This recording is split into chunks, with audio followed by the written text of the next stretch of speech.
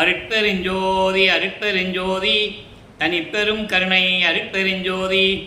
எல்லா உயிர்களும் இன்புற்று வாழ்க, வள்ளல் மலரடி வாழ்க வாழ்க, கொல்லா வருதம் குவளை எல்லாம் ஓங்குக, நல்லோர் நினைத்த நலம் பெறுக, நன்றி நினைத்த எல்லோரும் வாழ்க இசைந்தே.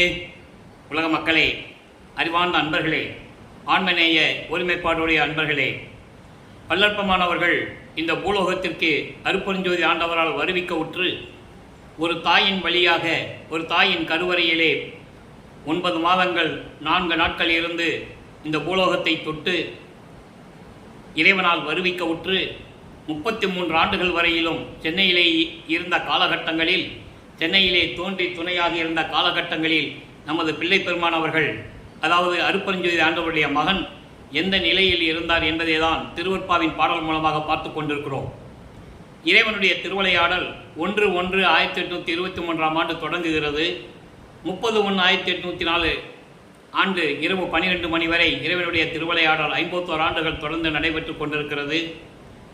தனது மகனை 5/10/1823 ஆண்டு இந்த பூலோகத்திற்கு வருவிக்க செய்தார்.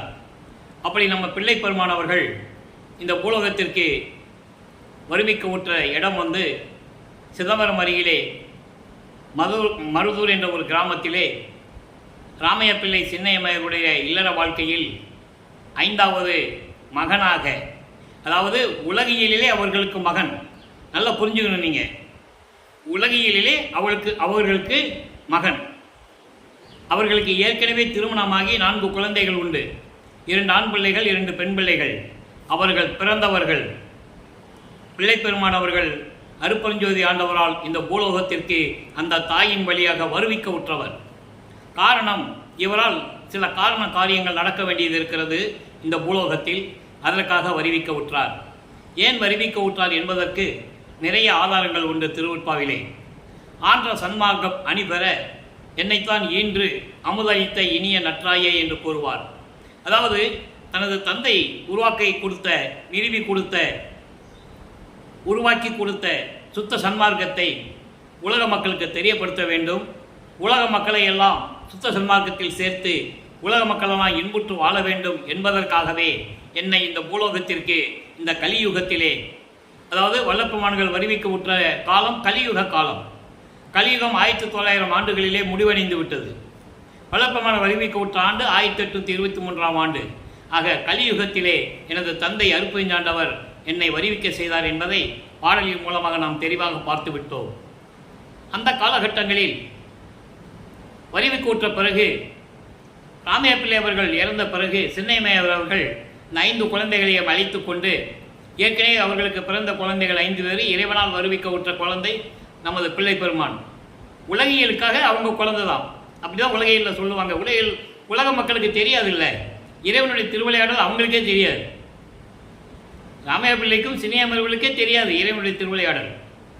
இந்த நிலையில் இருக்கும்போது அந்த அம்மா சின்னக்காவனம் என்ற ஒரு கிராமம், அதாவது பொன்னேரி அருகிலே சின்னக்காவனம் என்ற ஒரு கிராமத்துக்கு அழைத்து செல்கிறார்கள். அங்கே சில காரணங்களால் இருக்க முடியவில்லை. அதன் பிறகு சென்னையிலே குடியேறுகிறார்கள். இது தினமும் இந்த நிகழ்ச்சியை நாம் சொல்லிதான் ஆக வேண்டும். முன்னுரை, வல்லப்பெருமான் எப்படி இருந்தார் என்பதற்கு ஒரு முன்னுரை சொல்ல வேண்டும். அப்போது அங்கே கொண்டு அந்த இடத்திலே, அதாவது சென்னையிலே ஏழுகிணர் பகுதியில் இருக்கின்ற வீரசாமி தெருவிலே குடியேறுகிறார்கள். இப்போ அந்த இடத்துக்கு பேர் வள்ளலார் நகர்னு பேர். பேசன் பிரிட்ஜுக்கு அந்த பக்கம் தாண்டிங்கன்னா வள்ளலார் நகர். அந்த நிலையில் நமது குழந்தை இறைவன், நமது பிள்ளை பெருமான் அவர்கள் வளர்ந்து வருகிறார். நான் அவரை பிள்ளை பெருமான் என்று கூறுவதுண்டு. காரணம், அருட்பெருஞ்சாண்டவர் தன் மகனுக்கு இட்ட பெயர் செல்வப்பிள்ளை. உலகியலுக்காக ராமைய பிள்ளையும் சின்னையம்மையவர்களும் இட்ட பெயர் ராமலிங்கம். மருதூர் பக்கத்தில் பின்னலூர்னு ஒரு கிராமம் இருக்குது. அங்கே ராமலிங்கேஸ்வரர் கோயில்னு ஒரு கோயில் இருக்குது. அதுதான் உங்களுக்கு குலதெய்வம். அதனால் அந்த கோயிலில் கொண்டு போய் பேர் வைக்கிறாங்க. அதை மாறுபட்ட கருத்துக்களில் எவ்வளவோ விளக்கங்கள் கூறியிருக்கிறார்கள். அது உண்மை அல்ல. சிதம்பரத்தில் பேர் வைத்ததாகவும் ஒரு தீட்சிதர் பேர் வைத்ததாகவும் எல்லாம் சொல்லுவார்கள். அதெல்லாம் இல்லை. பின்னலூர் அந்த கோயிலில் வச்சு அவங்க குடும்ப வழக்கப்படி பேர் வச்சு மொட்டை அடித்து காது குத்தி கடுக்காமல் போட்டுடுறாங்க. நல்லா புரிஞ்சுக்கணும் நீங்கள். அப்போது பின்னால் அந்த கடுக்கான கலட்டினது யார்? அருட்பெருஞ்சாண்டவர் திருடன் வேடத்தில் கலட்டினது என்பதை நாம் ஏற்கனவே திருவருட்பாவின் மூலமாக நாம் பார்த்து விட்டோம். இப்போ நமது குழந்தை இறைவன், அதனால தான் நான் பிள்ளை பெருமான் என்று கூறுவதுண்டு. வள்ளலார் அதுக்கு பின்னால் திரு அருட்பிரகாச வள்ளலார் என்று மக்களால் அழைக்கப்பட்டவர். அந்த வள்ளலார் என்ற பெயர் நிலைத்து விட்டது. அப்போ நம்ம பிள்ளை பெருமான் அவர்கள் இங்கே வளர்ந்து கொண்டிருக்கிறார். எல்லாருமே அவரை ராமலிங்கம் ராமலிங்கம் கூப்பிட்டுக்கிட்டு இருக்காங்க. பள்ளியில் சேர்க்க வேண்டிய வயது வந்து விட்டது. அருட்பெருஞ்ஞானுடைய திருவிளையாடலில் இது முதல் திருவிளையாடல். அந்த 8 ஆண்டுகளில் நடப்பது முதல் திருவிளையாடல். அப்போ நமது குழந்தை இறைவனை பள்ளியில் கொண்டு சேர்க்கிறாங்க. அவரால் படிக்க முடியாது. படிக்க முடியலன்னு வெளியே வந்துட்டார். காரணம், அங்கே இறைவனுடைய திருவிளையாடல் நடக்குது. இந்த திருவிளையாடல் எப்படி நடந்தது என்பதை 6ஆம் திருமுறையிலே திருப்பள்ளி எழுச்சியிலே கூறுகிறார். முனை பல்வி பயிற்றாது என்பனை கல்வி பயிற்றுவித்து முழுதும் உணர்வித்து உடற்பொழுதெல்லாம் தவிர்த்து என்னை பள்ளி எழுப்பி அருட்பெருஞ்சோதி என் அப்பனே பள்ளி எழுந்திருவை என்று கூறுவார். என்னை அந்த காலகட்டங்களில் என்னை பள்ளியிலே படிக்க விடாது, அதன் பிறகு நீ எனக்கு சாகா கல்வியை கற்றுக் கொடுத்து, எனக்கு முத்தேகத்தை கொடுத்து, எனக்கு எல்லாரையும் கொடுத்து, சமயங்களிலும் மதங்களிலும் மார்க்கங்களிலும் என்னை நீக்கி கொண்டு வந்து என்னை அருள் செய்தாயே என்று கூறுவார். அது திருப்பள்ளி எழுச்சியிலே உண்டு. 6ஆம் திருமுறையிலே எல்லா ஆதாரங்களும் திருவிற்பாவிலே உண்டு. நான் ஏற்கனவே கூறியது போல அன்பர்களே, இங்கே கூறக்கூடிய விளக்கங்கள் அத்தனையுமே திருவிற்பாவில் இருக்கின்ற பாடல்களில் விளக்கங்கள் என்பதையும், என்னை ஆட்கொண்ட எனது இறைவன் எனது தந்தை வல்லப்பமானவர்கள் எனக்கு அருளிய விளக்கங்களையும் தான் உங்களுக்கு நான் கூறிக்கொண்டிருக்கிறேன். இது கதைக்காக அல்ல, கற்பனைக்காக அல்ல, உண்மையான விளக்கங்கள் என்பதை நீங்கள் புரிந்து கொள்ள வேண்டும். இப்போ நம்ம பிள்ளை பெருமான் பள்ளிக்கூடத்தில் படிக்க முடியாது, வெளியே வந்துட்டார். வெளியே வந்த உடனே அந்த குழந்தைக்கு எவ்வளவு நெருக்கடி இருக்குன்னு நமக்கு தெரியும். உலக வாழ்க்கையிலே ஒரு குழந்தைய கொண்டு பள்ளிக்கூடத்தில் சேர்த்து நான் படிக்க முடியாதுன்னு வந்துட்டான்னு வச்சுக்கோங்க, எவ்வளோ பிரச்சனைகள் இருக்குது அந்த குழந்தைக்கு. அந்த நிலையில் இருந்து கொண்டிருக்கிறார் நமது பிள்ளை பெருமானவர்கள். அவரது மன அமைதிக்காக ஒரு தனிமையான இடத்தை நாடுகிறார். அப்போ அவர் தேடி போன இடம் தான் கந்தகோட்டன்ற ஒரு முருகன் கோயில். அவர் ஏன் பள்ளிக்கூடத்துக்கு போகலை, நம்ம ஏன் படிக்கலை, எதுக்காக நம்ம இப்போ இருக்கிறோம் அப்படின்ற நிலை அவருக்கு தெரியாது. அப்போ அதன் பிறகு 2வது எட்டில் 9வது ஆண்டில் அருட்பெருஞ்சோதி ஆண்டவர், நல்லா கவனிச்சுட்டே வரணும், தினமும் இது சொல்கிறதான் மனசில் பதியணும். அருட்பெருஞ்சாண்டவர் தன் மகன் முன் தோன்றி ஜோதி வடிவில் தோன்றி, மகனே நீ என்னால் வருவிக்க உற்றவன், நீ எனது மகன், இந்த உலகிலே காரணம் காரியங்கள் உன்னால் ஆக வேண்டியது இருக்கிறது. என்னன்னு சொல்லலை, அவரும் சொல்லலை. உனக்கு முன்பருவம் பின்பருவம் காட்டி அருள் செய்வேன் என்று கூறி ஞானத்தை பெற்றுக்கொள் மகனே, பின்னால் சந்திக்கலாம் என்று சொல்லி மறைந்து விடுகிறார். இப்போ ஒரு ஜோதி வடிவில் பார்த்தார்ல, அதன் பிறகு இவருக்கு மறைப்பு நிலை ஏற்படுகிறது. மறைப்பு நிலை என்பது தன் மகனுக்கு அருட்பெருஞ்சாண்டவர் ஒரு மறைப்பு நிலை, ஒரு திரை மறைப்பு என்பது ஒரு திரை, அதை கொடுத்து விட்டு சென்று விடுகிறார். அப்போ இவருக்கு சைவ குலத்திலிருந்து வருவிக்க விட்டதனாலும், அந்த காலகட்டங்களில் சமயங்களும் மார்க்கங்களும் மதங்களும் சூழ்ந்திருந்த காலகட்டங்களில் இவர் சைவ சமயத்தின் தலைவனாகிய சிவபெருமானை ஏற்றுக்கொண்டு, சிவபெருமான் தான் இறைவன் என்ற நிலையில் இருந்து கொண்டு, சைவ சமயத்தின் அடையாளமாகிய திருநூரை பூசிக்கொண்டும், உத்ராட்ச அந்த மணியை கழுத்திலே மாட்டிக்கொண்டும், வெள்ளாடை அணிந்து கொண்டும் சிவபெருமானை வழிபட்டு கொண்டிருக்கிறார். சரியை கிரியை யோகம் என்ற 12 நிலைகளிலே இருந்து கொண்டிருக்கிறார். சரியை என்பது தான் நினைக்கின்ற கடவுளை உருவகப்படுத்தி வழிபடுவது. கிரியை என்பது அந்த உருவத்திற்கு மந்திரங்களை சொல்லி வேள்வி வளர்த்து சம்பிரதாயங்கள் சடங்குகள் அவற்றையெல்லாம் செய்து இறைவனை வழிபடுவது. யோகம் என்பது இறைவனை மனதில் நினைத்து யோக நிலையில் இருந்து கொண்டு வழிபடுவது. இந்த நிலையில் அவர் இருந்து கொண்டிருக்கிறார். அப்போ இவர் ஞானத்தை பெற்ற பிறகு இவர் பாடுகின்ற பாடல்களை பாடுகின்ற ஆற்றலை பெற்றுக் கொள்கிறார். நல்லா கவனிக்கணும், இவர் யார்கிட்டையும் போய் படிக்கலை, மக்கள்கிட்ட யாரும் சொல்லலை, அதனால மக்களுக்கு தெரியல வளர்ப்பெருமானை பற்றி. நான் ஏற்கனவே சில உதாரணங்கள்லாம் கூறுவதுண்டு. எப்படி திருநாவுக்கரசரை சிவபெருமான் ஆட்கொண்டார், எப்படி திருஞான சம்பந்தருக்கு பார்வதி ஞானப்பால் அருள்பால் கொடுத்து எப்படி ஆட்கொண்டார், இப்படி நிறைய நிலைகள் இருக்கிறது. சொன்னார்கள், மக்களுக்கு தெரிந்தது. வளர்ப்பெருமானை பற்றி யாருமே சொல்லலை, அதனால தெரியல, அவ்வளோதான். ஆனால் பாடல்களிலே உண்டு. 9வது ஆண்டில் ஆட்கொண்டதை ஒரு பாடலில் சொல்லுவார். ஆண்டாறு 3 ஆண்டிலே ஆட்கொண்ட அருள் கடலே என்று கூறுவார். ஆக இறைவன் தன்னை ஆட்கொண்டதை 9வது ஆண்டு என்று கூறுகிறார். இறைவனால் இந்த பூலோகத்திற்கு வருவிக்க உற்று 9வது ஆண்டிலே இறைவன் வந்து ஆட்கொள்ளுகிறார் என்பதை கூறுகிறார். இப்போ இந்த 3 ஆண்டுகளில் 9வது ஆண்டிலிருந்து 12 ஆண்டுகளுக்குள் 1ஆம் திருமறை உருவாகிறது. 1ஆம் திருமறையுடைய பாடல்களை நாம் நிறைய பார்த்துருக்கிறோம். இன்னைக்கு சிவநேசம் என்பதில் 51வது பாடல். இதுவரைக்கும் 50 பாடலுடைய விளக்கங்களை பார்த்துருக்கிறோம். இன்னைக்கு 51வது பாடல். பாடலை நல்லா கவனிங்க. பொன்போல் பொறுமையுளார் புந்தி விடாய் நீ என்பார். ஒரு பழமொழியை சொல்லுகிறார். பொன்போல் பொறுமையுளார் புந்தி விடாய் நீ என்பார், என்போல் பொறுமையுளார் யார் கண்டாய். சிவபெருமானோட சொல்றார், யார் கண்டாய்? புன்போக அல்லாம் படி சினம் கொண்டு ஆணவம் செய்யும் இன்னாமை எல்லாம் பொறுக்கின்றேன் யாம். இது பாடல். உலகத்தில் ஒரு பழமொழி சொல்லுவார்கள், பொறுத்தார் பூமி ஆழ்வார், பொறுமை கடலினும் பெரியது அப்படின்னு ஒரு பழமொழி சொல்லுவாங்க. அதே போன்று பொறுமையை கடைபிடிப்பவர்கள், பொறுமையுடன் இருப்பவர்கள் தங்கம் போன்றவர்கள், பொன் போன்றவர்கள் நீ என்று சொல்லுவார்கள். ஒரு பையனை பார்த்து பொறுமையாக இருக்கிற ஆளை பார்த்து, அப்பா எவ்வளோ பொறுமையாக இருக்கிறான்ப்பா, நீ தங்கப்பா அப்படின்னு சொல்லுவாங்கல்ல, அதை சொல்கிறார். அப்படி உலக மக்கள் சொல்லுவார்கள். ஆனால் என்போல் பொறுமை உள்ளவர்கள் யார் இருக்கிறார்கள், நீ பார்த்திருக்கிறாயா அப்படின்னு சிவபெருமான கேட்கிறார். ஏன் அதை சொன்னார்?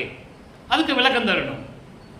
நான் ஏற்கனவே கூறியிருக்கிறேன், பாடலுடைய வரி மட்டும் சொல்லுவது எனது நோக்கம் அல்ல. இறைவன் என்னை ஆட்கொண்டது உண்மையான விளக்கங்களை உலக மக்களுக்கு சொல்ல வேண்டும். என்போல் பொறுமையுள்ளார் யார் கண்டாய். உலகத்தில் சொல்லுவாங்க, பொறுமையாக இருக்கிறவங்க தங்கம் போன்றவங்க, பொன் போன்றவங்க, பொறுமை கடலினும் பெரியது, பொறுமையாக இருக்கிறவர்கள் பூமி ஆழ்வார் அப்படிலாம் சொல்லுவாங்க. ஆனால் என் மாதிரி என் போல பொறுமையாக இருந்தவர்கள் யார் என்று உனக்கு தெரியுமா?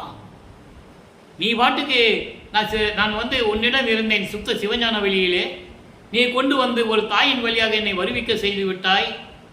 வருவிக்க செய்து விட்டாய் மட்டுமல்லாமல் என் முன் தோன்றியும் நீ என் மகன் என்று கூறியும் சென்று விட்டாய்.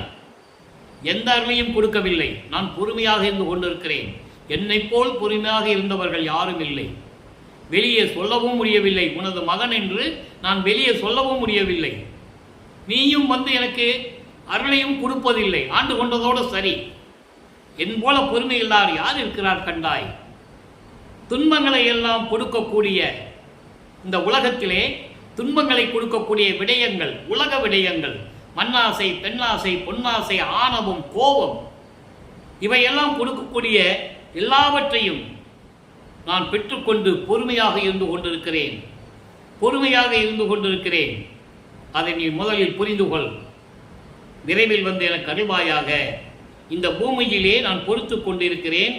உன்னால் வருவிக்க உற்று நான் என்ன பயன் கண்டேன். எனவே இறைவா, விரைவில் வந்து என்னை ஆட்கொண்டு அருள்வாயாக என்று சொல்லி இந்த பாடலை நமக்கு அருளியிருக்கிறார்கள். ஆக 9வது ஆண்டிலிருந்து 12 ஆண்டுகளுக்குள் இந்த நிலை தொடர்கிறது. அதன் பிறகு 13வது ஆண்டில் ஞானத்தை பெற்ற பிறகு நமது குழந்தை இறைவன் பிள்ளை பெருமான் அவர்கள் தங்கியிருந்த பகுதியிலிருந்து, ஏழுகணர் பகுதியிலிருந்து திருவொற்றியூருக்கு கால் வலிக்க நடந்து செல்லுகிறார். அங்கே தியாகராஜ பெருமானிடம் விண்ணப்பங்கள் வைக்கிறார். எந்த விதமான பலனும் இல்லை.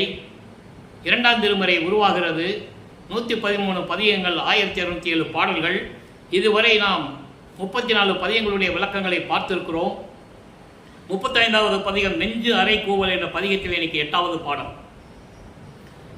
நல்லா கவனிக்கணும். இந்த பாடல் முடிஞ்ச உடனே ஒரு சின்ன விளக்கம் தர எனக்கு கடமை இருக்கிறது, அதை சொல்லுவோம். விதியும் மாலும் மனதிடம் சொல்லுகிறார்.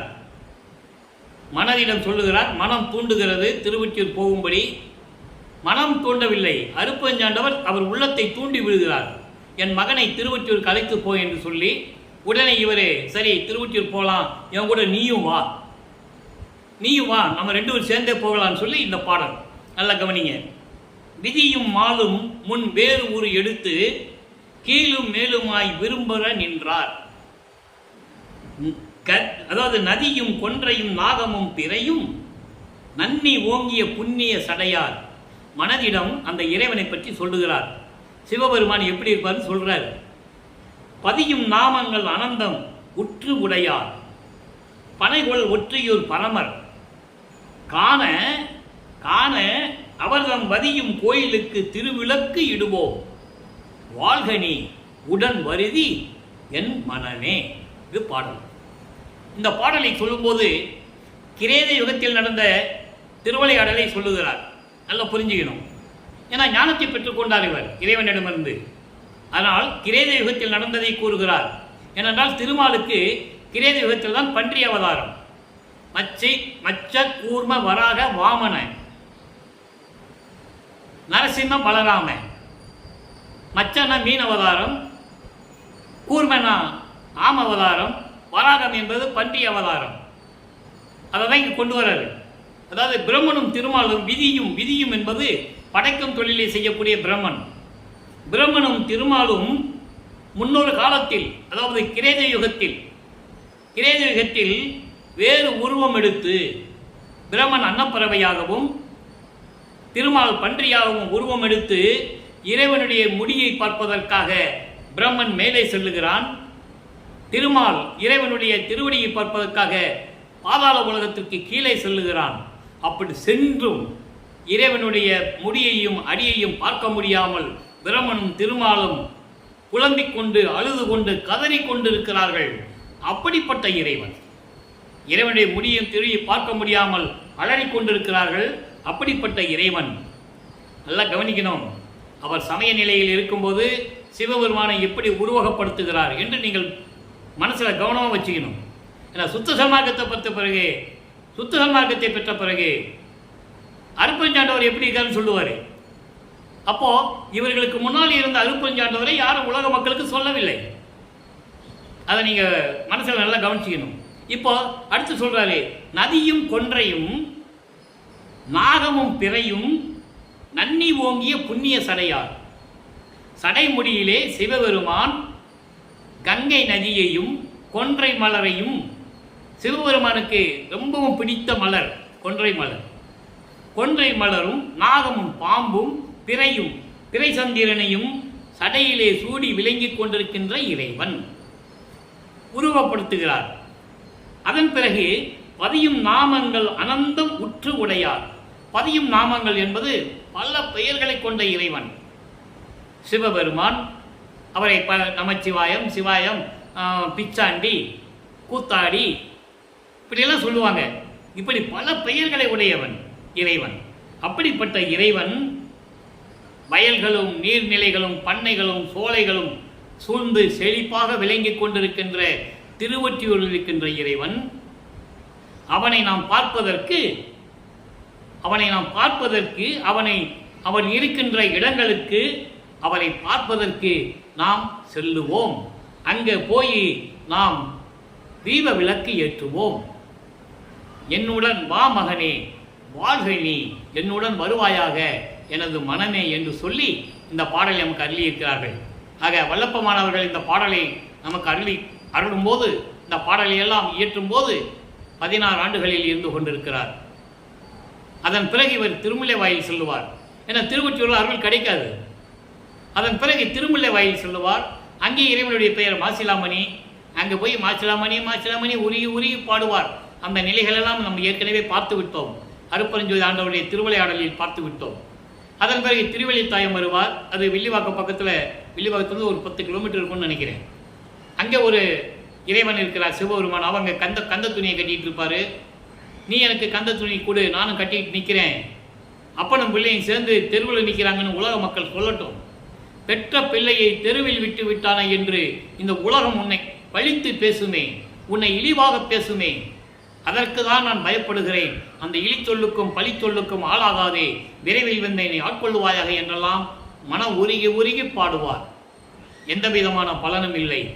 வல்லப்பமானவர்கள் இந்த பூலோகத்திற்கு வருவிக்க உற்று 1824ஆம் ஆண்டிலிருந்து 1840 ஆண்டுகள் வரை 16 ஆண்டுகள் வரை இறைவனிடமிருந்து எந்த அருளையும் பெற முடியாமல் தவித்துக் கொண்டிருக்கிறார்கள். இந்த நிலையை நாம் பார்த்து கொண்டிருக்கிறோம். இதற்கு மாறாக சுத்த சன்மார்க்கத்தை பெற்ற பிறகு அவருடைய நிலை என்று சொன்னால்தான் உங்களுக்கு புரியும். காரணம், வள்ளற்பெருமானை பற்றி பேசும்போது அவரும் பல கோயிலுக்கு போனார்ப்பா, பல பாடல்களை பாடினார்ப்பா, தின்னூறு உப்பு சீட்டு உத்தராட்ச மாலையை போட்டுக்கிட்டு அவராட்டு திரிஞ்சிக்கிட்டு இருந்தாருன்னு சொல்லுவாங்க. ஆனால் சுத்த சன்மார்க்கத்தை பெற்ற பிறகு சுத்த சன்மார்க்கத்தின் நிலையை உலக மக்களுக்கு சொல்ல வேண்டும்.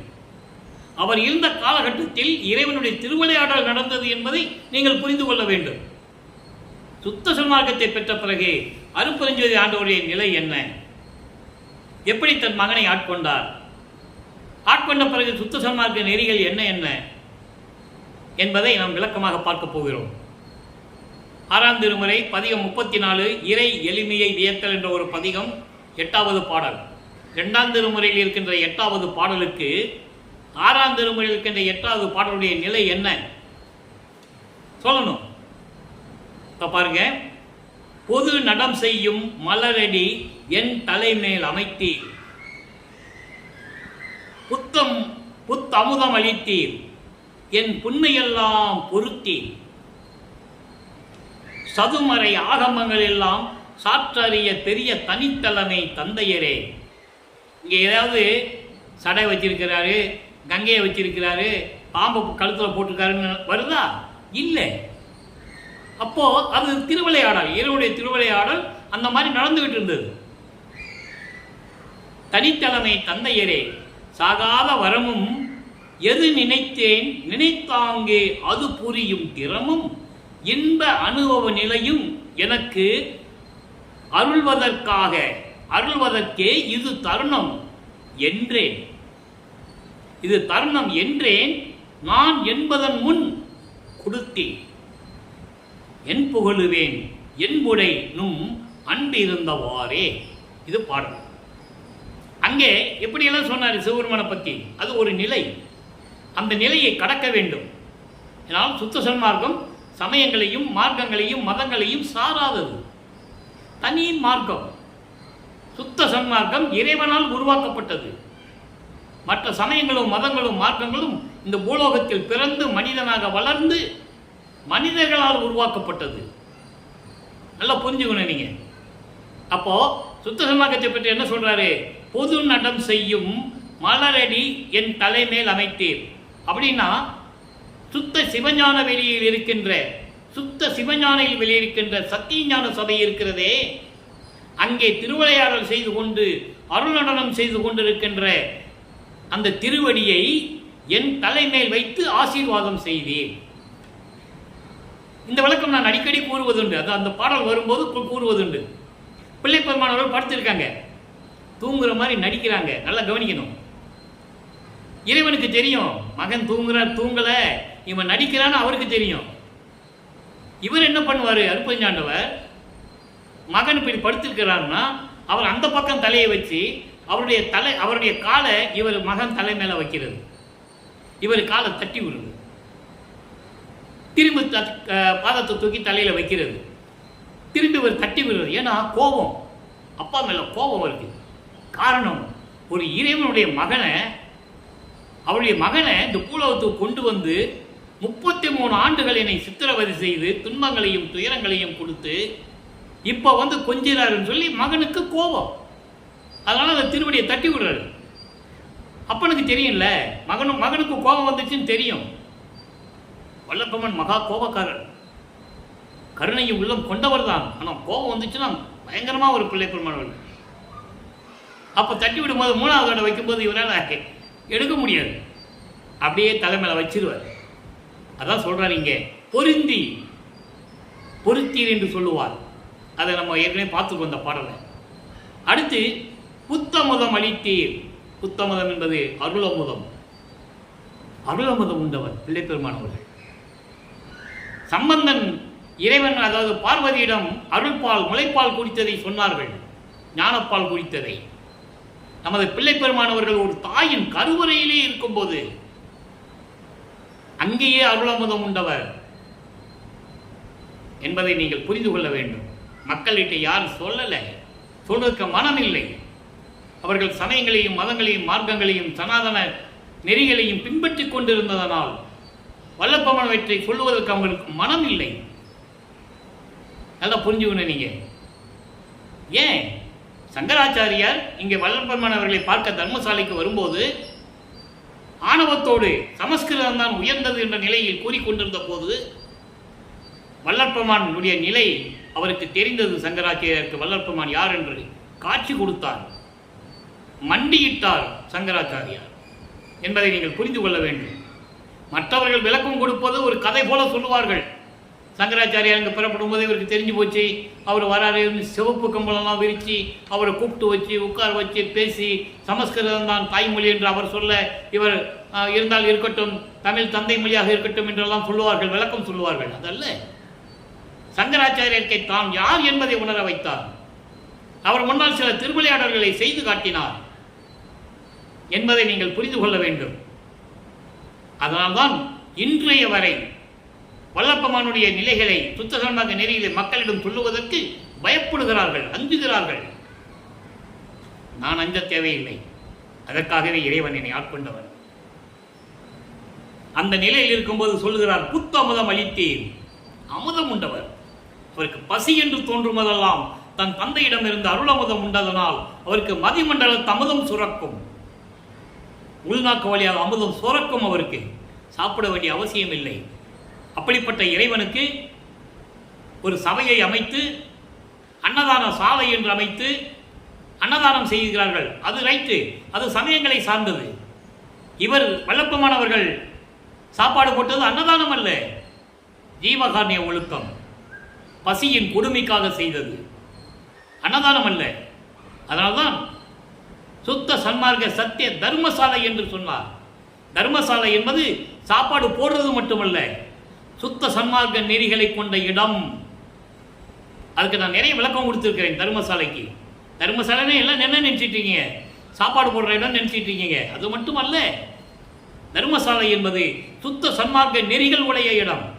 சுத்த சன்மார்க்க நெறிகளோடு பசியாற்ற வேண்டும், சுத்த சன்மார்க்க ஒழுக்கத்தில் இருக்க வேண்டும், ஜீவகாருண்ய ஒழுக்கத்தில் இருக்க வேண்டும். அதுதான் அந்த ஜீவகாருண்யம் முழுமை அடையும். விளக்கம் எனக்கு கொடுத்துருக்கோம். ஆக இப்படியெல்லாம் அருளமுதம் கொடுத்தவர் என் புண்மையெல்லாம் பொருத்தி. புண்மை என்பது நான் ஏற்கனவே கூறியது உண்டு, நூல் விளக்கம் வேறு, இறைவன் கொடுத்த சுத்த சன்மார்க்க விளக்கம் வேறு. புண்மை என்பது தமிழ் அகராதியிலே துன்பங்கள் துயரங்கள் இருக்கும். இங்கே அதல்ல. இங்கே புண்மை என்பது அதாவது சமய நெறிகளையும் மார்க்க நெறிகளையும் மதத்தினுடைய நெறிகளை எல்லாம் நீக்கி என்னை ஆட்கொண்டீர் என்று பொருள். புண்மையெல்லாம் பொருத்தி சதுமறை. சதுமறை என்பது 4 மறைகள், வேதங்கள், ரிக்வேதம், யசுர்வேதம், சாமவேதம், ஆகமங்கள், சிவநெறி நூல்கள்.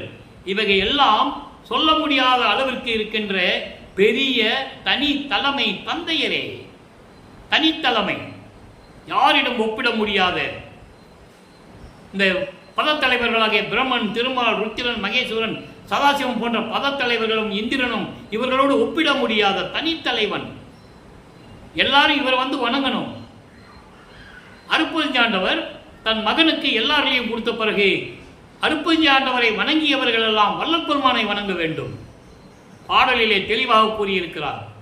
வாலி என்று என்னை மாலயன் ஆதியோர் வந்து அருட்பேர் ஆளி என துதித்து ஏத்த புரிந்தாய். அற்புதம். நீடூழி அன்றே எனக்கு சாகா வரமும் உவந்தளித்தாய். வாலி மன்றோங்கம் அருட்பெருஞ்சோதி நின் மன்னருளே. இந்த பிரபஞ்சத்தில் எந்த முனிவனும் எந்த ரிஷியும் சொன்னதில்லை, பிரம்மனும் திருமாலும் தேவர்கள் எல்லாம் என்னை வந்து வணங்குகிறார்கள் என்று யாரும் சொல்லவில்லை. பிள்ளை பெருமான் ஒருவர் தான் கூறுகிறார். காரணம், இறைவனுடைய நிலையை அடைந்தவர், அருட்பெருஞ்சோதியுடைய மகன். அருட்பெருஞ்சோதி ஆண்டவர் உலகத்தை பிரபஞ்சத்தை படைத்து ஆண்டு கொண்டிருந்த போது எல்லாரும் அவரை வணங்கினார்கள். மகனுக்கு எல்லா ஆற்றலையும் கொடுத்த பிறகு எல்லோரும் வல்லற்பெருமானை வணங்கி கொண்டிருக்கிறார்கள் என்பதை நான் பதிவு செய்ய கடமைப்பட்டிருக்கிறேன். அப்படிப்பட்ட இறைவன் தனி தலைமை தந்தையன், சுத்த சன்மார்க்கத்தின் தலைவன். எனக்கு சாகாவரமும் தொடர் பாருங்க, எனக்கு சாகாவரமும் நான் என்ன நினைத்தேனோ நான் நினைத்தபடி எல்லா அருளையும் எனக்கு கொடுத்து, அந்த அருளை செயலாற்றக்கூடிய திறமையையும் கொடுத்து, அது புரியும் திறமும் அதையும் கொடுத்து, இன்ப அனுபவ நிலையும் பேரின்பமான கடவுள் நிலையையும் எனக்கு கொடுத்து. இன்ப அனுபவ நிலை என்பது பேரின்பமான கடவுள் நிலை. அந்த நிலையையும் எனக்கு அருள்வதற்கு இது தருணம் என்றே அப்பாட்ட சொல்றாரு. இப்படிப்பட்ட இறைவனே, எனக்கு சாகாவரத்தையும் நான் என்ன நினைச்சனோ அதை நினைச்சபடி எனக்கு கொடுக்கறதுக்கும் நீ சீக்கிரம் வரணும்னு நான் சொன்னேன். இதான் நல்ல நேரம்னு சொன்னேன். நான் சொல்லுவதற்கு முன்னாலேயே, நான் சொல்லி என் வாய் மூடுவதற்கு முன்னாலேயே என் முன் வந்த அருளி எனக்கு எல்லா அருளையும் கொடுத்தீர்களே. நான் இதை எப்படி சொல்லுவேன்? இதை நான் எப்படி சொல்லுவேன்? என் மீது இருந்த அன்பு எப்படிப்பட்ட ஒரு அன்பு! என்புடைனா என் மீது இருக்கின்ற அன்பு உனக்கு எப்படிப்பட்ட அன்பு என்று எனக்கு தெரியவில்லை. நான் இதை எப்படி சொல்லுவேன் என்று கூறுகிறார். அடுத்து பாருங்க ஒரு நிலை. இப்போ அப்பாவை கூப்பிட்டாரு, நீ சீக்கிரம் வந்து பூலோகத்துக்கு வந்து எனக்கு அருளை கூடன்னு கூப்பிட்டு எனக்கு இந்த அருளெல்லாம் கொடுத்துருன்னு சொன்னேன்ல. இப்போ வந்துட்டாரு. வந்த பிறகு இவர் என்ன அப்பா கிட்ட விண்ணப்பம் வைக்கிறார். இதெல்லாம் கொடுக்கறதுக்கு நீ வான்னு சொல்லிட்டாரு. அவரும் பூலோகத்திற்கு வந்துட்டாரு. இந்த நிகழ்வு எங்க நடக்குது? தர்மசாலையில் நடக்குது. யாருக்கும் தெரியாது. இறைவன் கொடுத்த விளக்கம் இது. தர்மசாலை வந்து வல்லப்பம்மன் சோறு போடுறது மட்டும் அங்கே இல்லை. அடிக்கடி வெளியே போயிடுவார். எங்கே போவார்? சுத்த சிவஞான வழிக்கு போயிடுவார். ஒரே நொடியில அண்டங்களை கடந்து அங்கே போயிடுவார். இங்கே இருக்கிறவங்க என்ன சொன்னாங்க? அவர் எங்கே போனாருன்னு தெரியாது, எந்த ஊருக்கு போனாருன்னு தெரியாது, 6 மாதம் ஆகுதோ 4 மாதம் ஆகுதோ யாருக்கும் தெரியாது. இப்படி தான் சொன்னார்கள். ஆனால் அவர் என்ன சொல்கிறாரு? நான் அங்கே இருக்கிறேன்னு சொன்னாங்க. புரியுது உங்களுக்கு? இது பாடலில் இருக்கு, கற்பனை இல்லை, கதை இல்லை. இப்போ இறைவன் வந்துட்டாரு, மகனுக்கு எல்லாம் கொடுக்கணும்னு வந்துட்டாரு. அப்பா வந்த உடனே, தந்தை அருட்பெருஞ்சாண்டவர் வந்த உடனே மகன் எப்படி விண்ணப்பம் வைக்கிறாரு கேளுங்க. பதிகம் 33 திரு முன் விண்ணப்பம். இறைவனுக்கு முன்னால் என்ன, அப்பா முன்னால் என்ன சொல்றாரு? 8வது பாடல். ஒவ்வொரு பாடலுக்கு அப்படியே தொடர்பு இருக்கும். 1ஆம் திருமுறையில் ஒரு பகுதியில் பாடல் இருந்தால் அந்த பாடல் கேட்டபடி 2ஆம் திருமுறையில் இருக்கும், 6ஆம் திருமுறையில் அதே மாதிரி இருக்கும். இப்போ பாருங்க, வாய்ந்த பொன் அணி பொது நடம் புரிகின்ற வள்ளலே. இறைவனை சொல்லுகிறார் தன்னுடைய தந்தையை. அருட்பெருஞ்சாண்டவரை பொன் போல மின்னிக் கொண்டிருக்கின்ற, ஒளி வீசிக் கொண்டிருக்கின்ற, திருச்சிற்றம்பலத்தில் விளங்கிக் கொண்டிருக்கின்ற என் வள்ளலே, அருட்பெருஞ்சோதி ஆண்டவரே, மறையெல்லாம் ஆய்ந்தும் இன்ன என்று அறிந்திலா. அதாவது வேதங்கள் எல்லாம் உன்னை தேடிக்கொண்டிருக்கின்றன. இறைவன் எப்படிப்பட்டவன் என்று ஆராய்ந்து கொண்டிருக்கின்றன. உன்னுடைய திருவடி எப்படி இருக்கும், உன்னுடைய உருவம் எப்படி இருக்கும் என்று வேதங்களுக்கு தெரியாமல் உன்னை தேடிக்கொண்டும் ஆராய்ந்து கொண்டும் இருந்து கொண்டிருக்கின்றன. அப்படிப்பட்ட திருவடிகளை நான் வணங்காமல், எப்போ இறைவனுடைய திருவிளையாடல் நடக்கும்போது சென்னையில் இருக்கும்போது, அப்படிப்பட்ட உன்னுடைய திருவடியில் வணங்காமல் மாயைகளையும் மயக்கங்களையும் சிக்கிக் கொண்டிருந்த நான், தெளிவா சொல்றார் பாருங்க, அப்படி சிக்கிக்கொண்டு தவித்துக் கொண்டிருந்த நான் இப்போ ஒரு விண்ணப்பம் வைக்கிறேன் உன் முன்னால. அதை உன் காதில் கேட்டு செவி தரித்து அருள் செய்ய வேண்டும். அப்பா, நான் சொல்றது கேளுப்பா. நீ கொஞ்சமா என்கிட்ட வந்து திருவிளையாடல் பண்ண, சும்மா இருந்தவன, உங்ககிட்ட இருந்தவன, குழந்தையாக இருக்கும்போது தங்க தொட்டிலையும் பவுளம் வைடூரியமும் அலங்கரிக்கப்பட்ட தொட்டிலே என்னை தாளாட்டி சீராட்டி பாராட்டி வளர்த்தாயே, செல்வப்பிள்ளை என்று பெயரிட்டு வளர்த்தாயே. அப்படிப்பட்ட உன் மகனை, என்னை, இந்த பூலோகத்திற்கு ஒரு தாயின் இருட்டறையில வச்சு வெளியே கொண்டு வந்து, அந்த தாய் என்ன பண்ணிட்டா? கிழிஞ்ச சேலையில தொட்டில் கட்டி, நான் அழுதாலும் என்னன்னு கேட்கறது இல்லை, பார்க்கறது இல்லை. அப்படியெல்லாம் அந்த பூலோகத்தில் அனுபவிச்சேன்னு சொல்றாரு. பாட்டு இருக்கு. பிள்ளை பெருவிண்ணப்பம், பிள்ளை பெருவிண்ணப்பம் 6ஆம் திருமுறையில் இருக்கு. யாரும் மறுக்க முடியாது, மறக்கவும் முடியாது. அவ்வளவு விளக்கங்கள் உண்டு. அப்படி நான் சீராட்டி வளர்த்த என்னை இந்த பூலோகத்திற்கு ஒரு செவிலித்தாயிடம் கொண்டு வந்து கொடுத்து, அவர் கிழிந்த துணியிலே தொட்டில் கட்டி, நான் அழுதாலும் சரி என்ன பண்ணாலும் சரி என்னை வந்து பார்க்கறது இல்லை அப்படின்ற நிலையெல்லாம் அந்த பாடல்களை கூறுவார். அற்புதமான பாடல்கள் பிள்ளை பெருவிண்ணப்பத்தில். அப்படி என்னை கொண்டு வந்து நான் அந்த நிலையில் இருக்கும்போது திருப்பி என்னை ஆட்கொண்டு, நான் சொல்லுவதையெல்லாம் இப்போ நீ கேளு, இப்பயாவது கேளு. பெத்த மகன் சொல்றதை இப்பயாவது கேளு. சொல்லிட்டு சொல்றாரு, ஏய்ந்த இவ்வுடல் இன்மையே, ஏய்ந்த இவ்வுடல் இன்மையே திருவருள் இயல் உடல் உருமாறே. இந்த பூலோகத்தில் ஒரு தாயின் வழியாக வருவிக்க விட்டதனால் உண்டான இந்த மனித உடம்பு, நல்லா கவனிக்கணும். இந்த மனித உடம்பை நீ என்ன பண்ணணும்? இந்த பூலோகத்திலேயே எப்படி நீ பூலோகத்துக்கு கொண்டு வந்தாயோ அதே போல இந்த பூலோகத்திலேயே எனக்கு என்ன பண்ணணும் நீ? அப்போதானே உலக மக்கள் நம்புவாங்க நான் யாருன்னு தெரியும் அவங்களுக்கு. நான் மற்றவங்க போல மனிதனே நினைச்சிட்டு இருக்காங்க உலக மக்கள் எல்லாம், சாதாரண பிறந்தவன் என்று நினைத்துக் கொண்டிருக்கிறார்கள். அதை நீ பூலோகத்திலே எனக்கு நிரூபிக்கணும். இம்மையே, அப்படி இந்த பூலோகத்திலே என்னை வருவித்த இந்த உடம்பை இந்த பூலோகத்திலேயே நீ என்ன பண்ணணும்? உனக்கு இருக்கிற உடம்பு மாதிரி எனக்கு கொடுத்துடணும். திருவருள் இயல் உடல் உருமாறே. உன்னுடைய உடல், அவருடைய உடல் எப்படி இருக்கும்? அருப்பஞ்சாண்ட உடல் தீபம், ஜோதி வடிவம், அருப்பெருஞ்சோதி வடிவம். அந்த மாதிரி எனக்கு இப்பவே நீ கொடுத்துடணும் கேட்கிற. அதாவது மாயை மலம் சூழ்ந்த இந்த உடலை பூலோகத்திற்கு நீ கொண்டு வந்தாய். இதே உடம்பை இதே பூலோகத்திலே எல்லாரும் அறியும்படி. இது நடந்தது எங்கே? மேட்டுக்குப்பம் சித்தி வளாகம். ஒவ்வொரு பாடலுக்கும் ஒவ்வொரு இடத்துல விளக்கம் உண்டு. இந்த உடலை எங்கே பெற்றார்? மேட்டுக்குப்பத்திலே சித்தி வளாகம் என்ற இடத்திலே அவர் அறையிலே 10க்கு 10 அறை இருக்குல்ல, அந்த அறையிலே நடந்தது. இன்றும் பிள்ளை பெருமானவர்கள் அந்த அறையில் இருந்து கொண்டுதான் இந்த பிரபஞ்சத்தை இயக்கிக் கொண்டிருக்கிறார் என்பதை திட்டவட்டமாக என்னால் சொல்ல முடியும். அது இறைவனுடைய கட்டளை, இறைவன் எனக்கு கொடுத்த வரம். ஆனால் யாருமே அதை பற்றி கவலைப்படுவதில்லை. போனாரே, கதவு சாத்தினாரு, மறைஞ்சு போயிட்டாரு, மறைஞ்சிட்டார். அதனால்தான் பல சந்தேகங்கள் எழுகின்றது மக்களிடையே. அப்படி அல்ல, வல்லப்பமனே சொல்றாரு, நான் இங்கே தான் இருக்கிறேன்றார். இங்க இருந்துட்டு தான் நான் பிரபஞ்சத்தை இயக்கி கொண்டிருக்கிறேன்னு சொல்கிறார். அதை நீங்க புரிஞ்சுக்கணும். பாடல் உண்டு. மக்களிடம் யாரும் விளக்கமாக சொல்லாதனால் யாருக்கும் தெரியாது. பின்னால் சித்தியான திருவரைன்னு போர்டு போட்டிருப்பாங்க, போயிட்டு கதவை சாத்தியிருப்பாங்க, கதையில் பூவெல்லாம் போட்டிருப்பாங்க.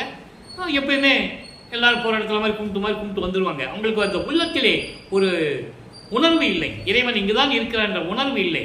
அந்த உணர்வை மக்களிடம் சொல்ல வேண்டும். இங்கே தான் இருக்கிறாரு வல்லப்பமான், இங்கே தான் இருக்கிறாரு, இங்கே இருந்துக்கிட்டு தான் பிரபஞ்சத்தை இயக்கிறாருன்னு சொல்லணும். எப்படி இருக்கிறார் அந்த அறையிலே? தெற்கே தலை வைத்து இடது கையை அந்த தலையில் வைத்து சயன வடிவிலே காலை கிழக்கு பக்கம் நீட்டி வடக்கு நோக்கி இருக்கிறார். அரிதுயிலில் இருந்து கொண்டிருக்கிறார். இதை மக்களிடம் சொல்ல வேண்டும். இப்படிதான் இறைவன் அங்கே அரிதுயிலில் இருக்கிறார். நீங்க இந்த புராணங்களில் பார்த்துருப்பீங்க, இல்லைன்னா படங்களில் பார்த்துருப்பீங்க. திருமால் இப்படி கையை வச்சு அந்த பாம்பு படுக்கையில் படுத்திருந்ததை பார்த்துருப்பீங்கல்ல. அதே போல வல்லப்பமானவர்கள் மேற்கே தலை வைத்து இந்த இடது கையை தலையில் வைத்து வடது பக்கம் பார்த்தவாறே காலை கிழக்கு பக்கமாக நீட்டி அரிதுயிலில் அந்த சயனத்தில் இருக்கிறார் என்பதை நான் பதிவு செய்ய கடமைப்பட்டிருக்கிறேன். ஆக இதெல்லாம் எப்படி உனக்கு தெரியும்னு சொன்னால் அதான் உண்மை. கடவுள் சொன்னது, இறைவன் சொன்னது. இது எப்படி ப்ரூவ் பண்ண முடியும்? சில விஷயங்கள் இறைவன் உள்ளத்திலே சொன்னதை ப்ரூவ் பண்ண முடியாது, சொல்லதான் முடியும். கேட்கின்றவர்கள் கேட்டுக்கொள்ளலாம். இதெல்லாம் எப்படி கேட்பது, சம்மதிப்பது என்று விட்டுக்கொள்ளலாம். அது அவங்களுடைய சுதந்திரம். அதுக்கு நமக்கு சம்பந்தம் இல்லை. இறைவனுடைய நிலையை கூறுகிறோம். சித்தி வளாகத்தில் இருந்து கொண்டு ஐந்தொழிலை செய்து கொண்டு பிரபஞ்சத்தை இயக்கிக் கொண்டிருக்கிறார் பிள்ளை பெருமானவர்கள். ஆக இப்படிப்பட்ட நிலையை, இந்த உடலை நீ அருப்பெருஞ்சோதி ஆக்க வேண்டும் என்று தன் தந்தையிடம் கூறியது, அந்த நிலையை நாம் பார்த்து விட்டோம். எனவே அன்பர்களே, வல்லப்பமானவர்கள் 16 ஆண்டுகள் வரையிலும் வருவிக்க உற்று, இறைவனால் ஒரு தாயின் வழியாக வருவிக்க உற்று 12 ஆண்டுகள் வரையில் 16 ஆண்டுகள் வரையிலும் சென்னையிலே இருந்த நிலையை மட்டும் பார்த்துருக்கிறோம். இன்னும் நிறைய இருக்குது. அடுத்த 8 ஆண்டுகள் எப்படி இருந்தார், அதுக்கு அடுத்த 8 ஆண்டுகள் எப்படி இருக்கிறாரு, நம்ம போக போக அந்த காலகட்டங்களில் விளக்கங்கள் வந்துகிட்டு இருக்கும். இந்த 16 ஆண்டுகளுக்குள் இருந்த நிலையை சொல்லுவதற்கு இன்னும் 1 வருடம் ஆகும். அப்படி நிறைய பாடல்கள் உண்டு. நாம் தொடர்ந்து இந்த பணியை செய்து கொண்டிருக்கிறோம். நீங்களும் இந்த நிலைகளை கேட்டு மகிழ்ந்து சுத்த சன்மார்க்கத்தில் இணைந்து அருப்பெருஞ்சோதியை வணங்கி, ஜோதி வடிவில் இருக்கின்ற இறைவனை வணங்கி, அருப்பெருஞ்சோதி அருப்பெருஞ்சோதி தனிப்பெருங்கண்ணை அருப்பெருஞ்சர் மகாமந்திரம் சொல்லி இறைவனுடைய அருள்களையும் செல்வங்களையெல்லாம் பெற்று நீங்கள் இந்த வையகத்தில் வாழ்வாங்க வாழ வேண்டும், நோயற்ற வாழ்வில் வாழ வேண்டும், மரணமில்லா பெருவெளியில் வாழ வேண்டும் என்று வாழ்த்தி வணங்கி இந்த வள்ளலார் ஊழியன் இறைவனுடைய தயவால் விடைபெறுகிறேன்.